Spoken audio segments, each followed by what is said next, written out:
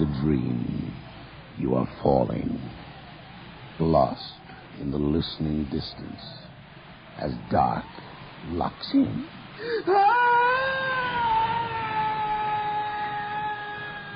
Nightfall.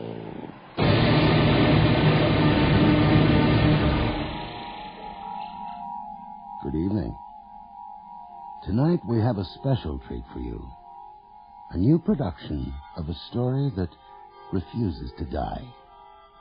I ask those of you who may have heard it before to warn your loved ones that we are about to present The Monkey's Paw.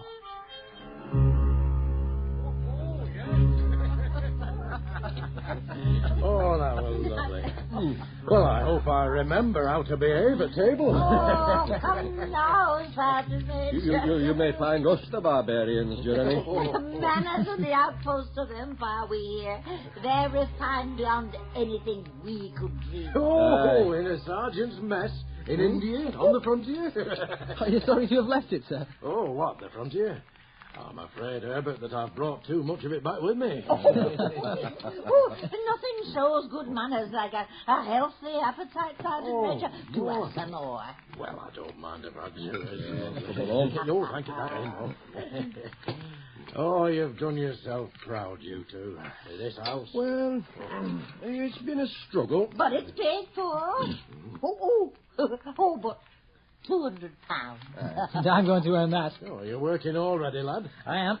I'm apprenticing to be a stationary engineer. More in Meggins. Oh, the old works. They're still going strong. Huge now. Jeremy, you'd not know the place. And the machinery. Terrifying. I had one look inside. The whirling and banging and sparks and smoke. Our foreman Smitty says if you like working at Moore and Meggins, you'll feel at home in a battlefield. Like Chinese Gordon. Have you missed England all these years, Sergeant Major? Missed it? Oh, Fred's never told you about my family, eh? They weren't as well off as his. Well off. In the county workhouse. There's no job in a fine shop for me. But, yes, we remember our young days fondly, don't we? The anger fades. You've done well in the army. Very well. Well, I'm still breathing, yes. China, Africa, India. Most of all, I'd like to see India. India? Oh, you're better off where you are, lad. There's too much everything, India. There's too many things off the map. Off the map? Here, I'll show you something. What's that? Oh, small animal foot. Well, not quite. It's a monkey's paw. Oh, what are you doing with a thing like that? Oh, well, perhaps I shouldn't be showing it. Jeremy, don't put it away. Let's see it. Here, give us a look. Well, I didn't mean to. You're turning all red. Caught you out, eh? A secret? Oh, secret? 21 years in India. Yeah, you remember the upbringing that you and I had, Fred? The Queen, England, Empire, John Wesley and all? Aye. And then suddenly to be plunged into a world where gods have arms like beetles' legs. That's blasphemous. Sir, will the monkey's fingers work if you pull the tendons? Like a rabbit's foot? Oh, I'm leaving the table if this talk keeps on. Don't get carried away, Dorothy. I must tell you. See, I was in India less than a fortnight when I was trapped in the midst of a festival called the Kali Puja. It's the darkest night of the month. Adoration of Kali, wife of Kala, god of death and of time. Only a great slaughter of sheep and goats can appease her. Single sabre stroke to lop off the beast's head. Oh, Sergeant Major, please. That, Mrs. Todd, is India. That cannot be all of India. No, there is gentleness there, too. But it's the mysteries of India that stay with you. There's no way to shake them. You think you have as you sail up past Aden and the Suez. You feel you're a sensible, no-nonsense Englishman again. And then, out of the blue, in a cottage as cosy as this, the shock of something quite Quite. Something quite frightful. Like your monkey's paw. I'd rather you forgot it. Let's see it again. Just once more. Oh, very well, if you insist.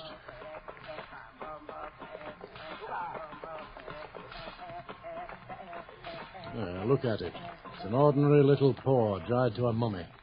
May I, sir? What, examine it? See if you can find the mystery. Tendon's too dry to move. Well, better look next time. So what's special about it? A spell. Put on it by a holy man, a fakir. Spell? To prove that fate rules our lives. How? He decreed that 3 people, each in turn, would have 3 wishes granted by it. 3 people, 3 wishes, and no more. Did the 3 people get their wishes? 2 did. The 3rd is yet to come. Jeremy, you've not given it a whirl. I have. That was the 2nd. And were they... Granted? They were. What were they? Oh, they were small enough. But I shall never tell how they were answered. Oh, my. Sergeant Major, you are making a fine spoof of it. Even your face has gone white. Yes. And, the first person who wished? Was a friend of mine, a Lance Corporal from Aberdeen. I don't know his first 2 wishes. His 3rd was for death. That's how I got the paw. But you finished with it? And you still keep it? But what good is it now, sir? I did have some idea of selling it, but no. Jeremy, if you talk up that monkey's paw with others as convincingly as you've done with us... It's caused enough mischief. If you could have another 3 wishes, sir, would you want them? No. My God, no. No one must ever ask a wish of this thing again. I'll be done with it. Jeremy, what did you do that for? Toss it in the fire. Quick, up and fish it out. Hurry, hurry. Right.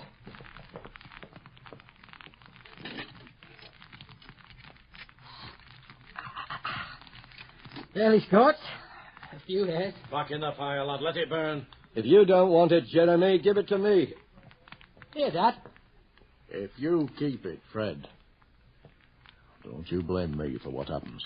Fair enough, Jeremy. No, don't be a fool. Pitch it on the fire like a sensible fella. How does it work, What's the magic trick? You're serious? Serious as you, Jeremy. You're the one who convinced us this thing works.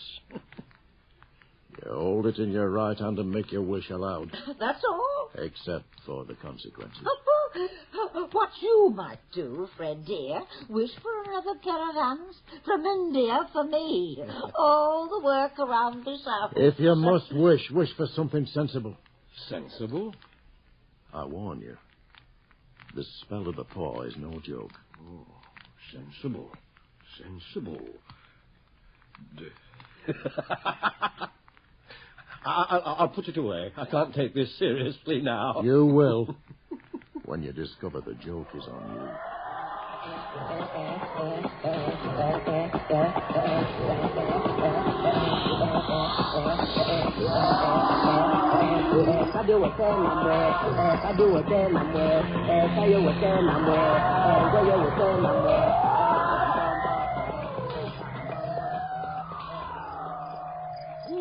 Good night. Oh, that was really lovely. Bye, Jeremy. Come see us again. Oh, I will. Aye. Thank you. It's very kind of you. Lovely. Good night. Night. Now,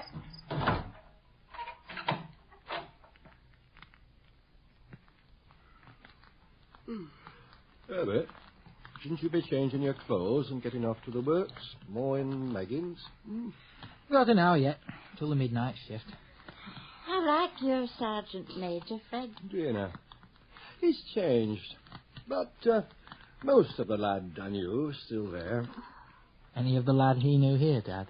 Oh, not bloody likely. Catch me believing a yarn like that. Did you give him anything for it, dear? The monkey's paw. Oh, a trifle.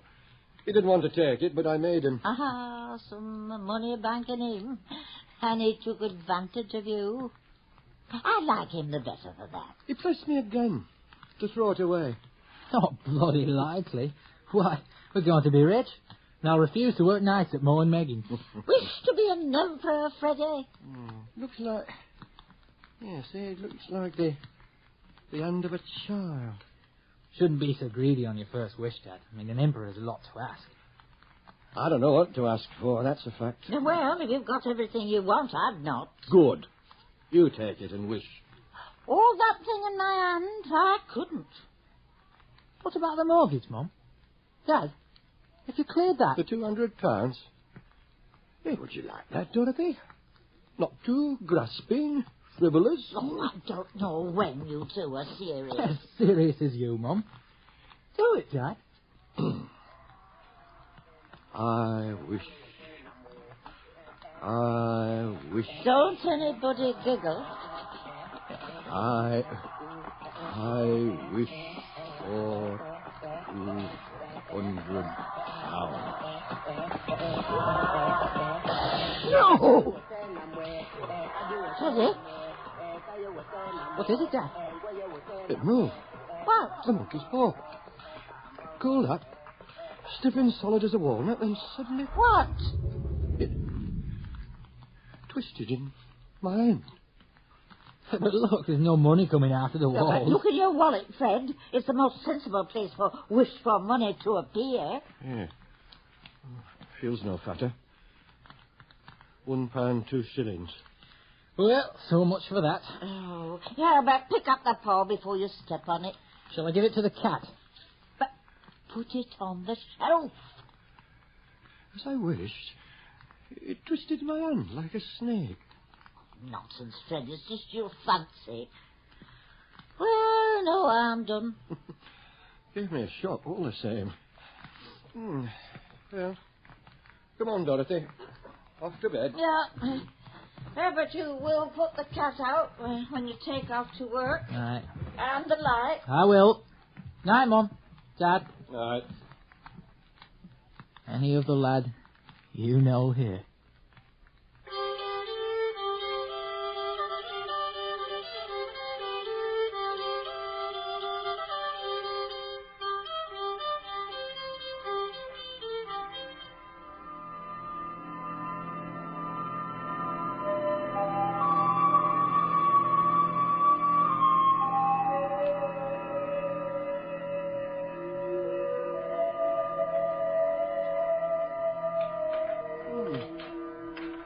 Change of weather.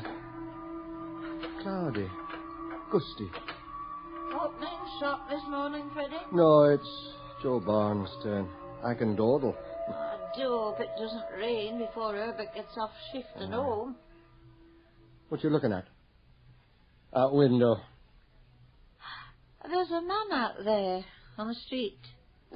Never seen a man out there. Well, he's peering at the house. That's the 4th time he's passed the gate. Oh, real tough. And he's coming in. Oh, dear. Answer the door, Freddie, while I get rid of this apron. He's not a lord, Dorothy. Yes, sir. Hey, Mr. Todd. I come from Moe and Megan's. Oh, do come in, won't you? Thank you. My missus. How do you do? My name's Tilbury. I was asked to call on you. Oh, excuse the mess, Mr. Tilbury. We weren't expecting to sit down. I'll not include more than a He's moment. come from Moe and Megan's, dear. Oh. Is anything wrong? Nothing's happened to Herbert. There, Dorothy. Don't jump to conclusions. Mrs. Todd, Mr. Todd. Oh? I'm sorry. He's hurt. Is he hurt? I'm afraid... Aye, he's badly hurt. But he's not in any pain. Oh, thank God. Fred, see, Freddie, it's not so bad. I thought... Oh, that's Fred. But it's not so bad. It's all right.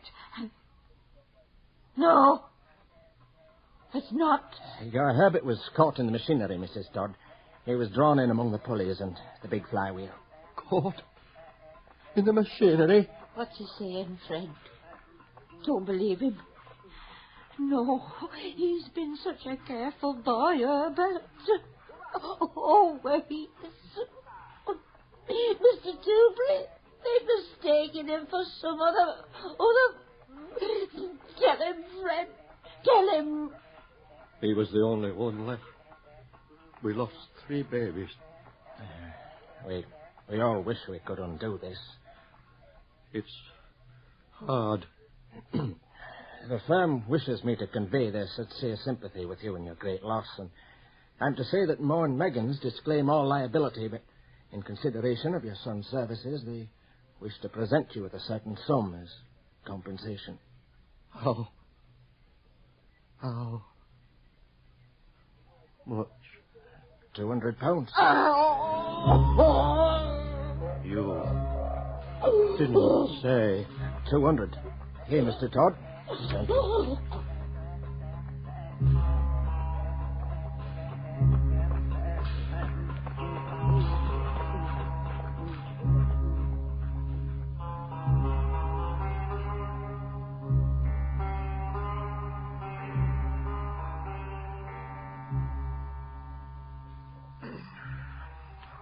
Come back, Dorothy. What are you doing out of bed?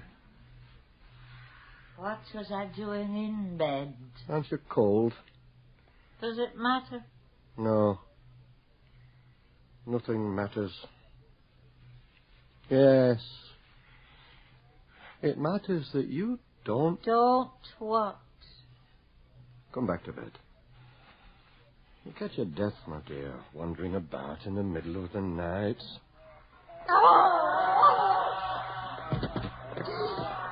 Fred, why have we forgotten? The paw, the monkey's paw. Yeah, what's the matter? What?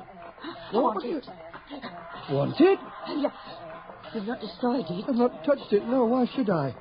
Since I made that wish and dropped it. Where is it? I don't know. Didn't Herbert pick it up? It's not in his pocket. He didn't take it with I him. think he set it down somewhere in the parlour. I just now thought of it. Why didn't we before? Think of what? The other 2 wishes. We only made one. Was that not enough? No, we'll have one more. Go down and get it, Fred, quickly. We'll wish our boy alive again. Good God, you're mad. My wishing what happened at the works at Moore and Meggins had nothing to do with each other. Now get it. Get it quickly and wish. Dorothy, for God's Get it, get it. Get it. You don't know what you're asking. Come back to me. Oh, we had the first wish granted. Why not the second? A coincidence. Go and get it and wish, Fred. Dorothy. Our Herbert has been dead for 10 days. He was smashed and pulled apart by those shafts and the flywheel. I could only recognize him by the bits of his clothing. If he was too terrible for anyone to see then, how could you Bring now? him back. Do you think I fear this lost child I bore? I nursed him. I raised him. Am I to fear him now? All right, Dorothy. So be it. We'll go downstairs and ask it for Herbert.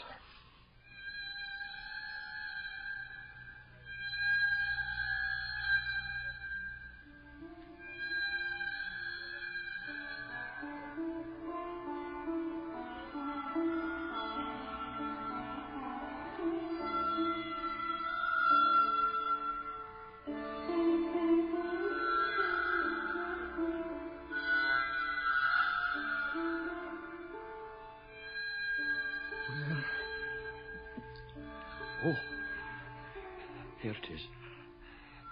Dorothy, I can't. Wish. Fred, wish. For our son. It's foolish and wicked. Do it. As Sergeant Major Morris told you to. Hold it in your right hand and wish aloud. But remember, Jeremy warned us of the consequences.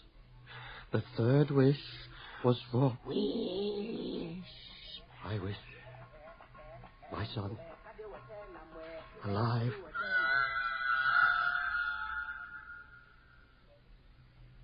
Nothing. Thank God. It didn't even move in my hand. But you wish. Exactly as Jeremy instructed. Then why? Oh, my darling. We can't have what nature won't allow. Come back to bed now, Dorothy. There's a good girl. Come along now. Yes, Fred. I'll be up. Herb. Please.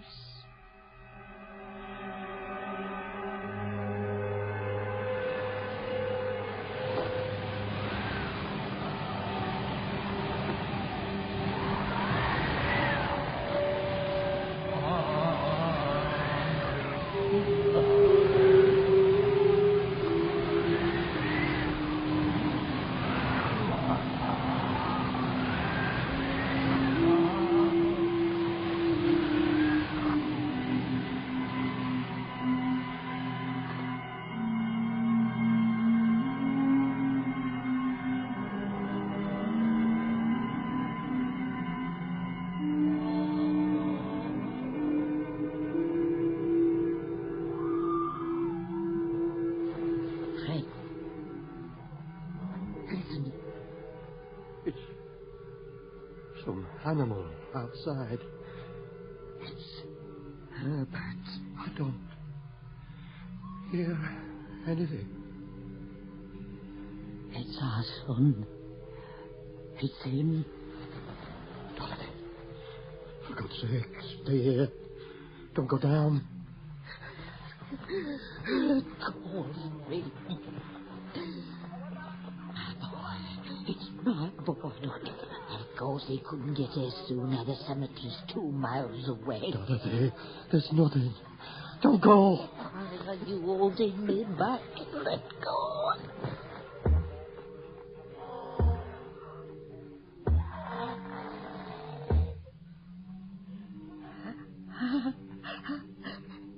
There he is.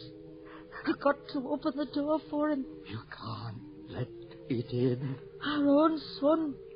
Afraid of him. Your own son. I'm afraid for you. You didn't see him when they pulled him from the flywheel. And he's been 10 days in the earth. Let me go. I'm coming, Herbert. I'm coming.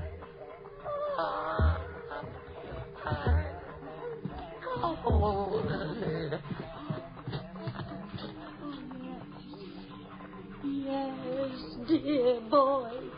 Just let me get the bolt off. The bolt. Fred, come down and help me. The bolt's jammed and I can't open the door to let Herbert in. Don't let it happen. Why did he make the second? The third and last. There's one wish left. Where is it? Where's the monkey's paw? Downstairs. Downstairs. Dorothy, don't open the door. Budge it. The bolt is stuck.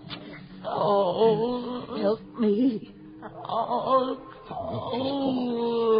Monkey's paw. Ah, here. Here.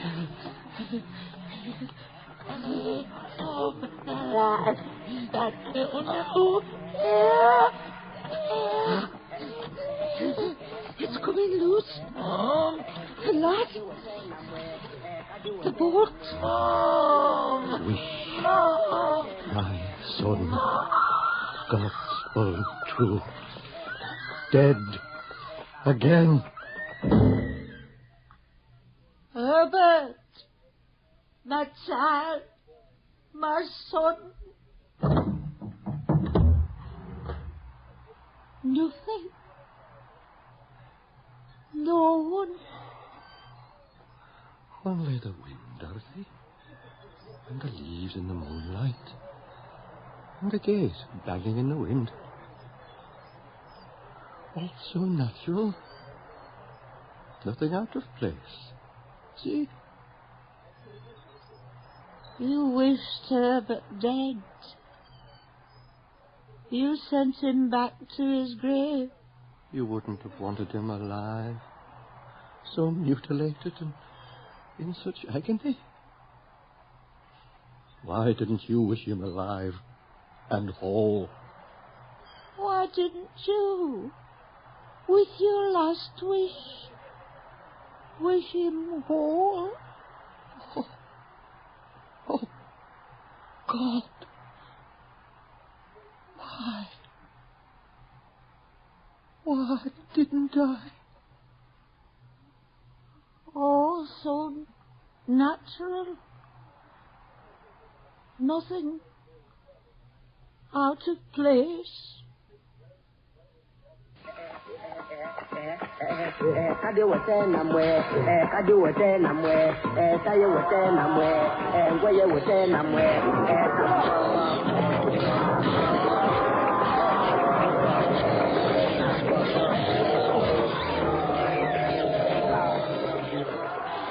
You have just heard The Monkey's Paw, the short story by W. W. Jacobs, dramatized for radio by Len Peterson.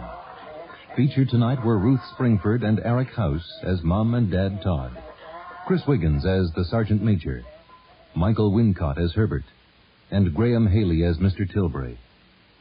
Our recording engineer is John Jessup, with sound effects by Bill Robinson. The senior script editor is John Douglas, and our production assistant is Doris Buchanan.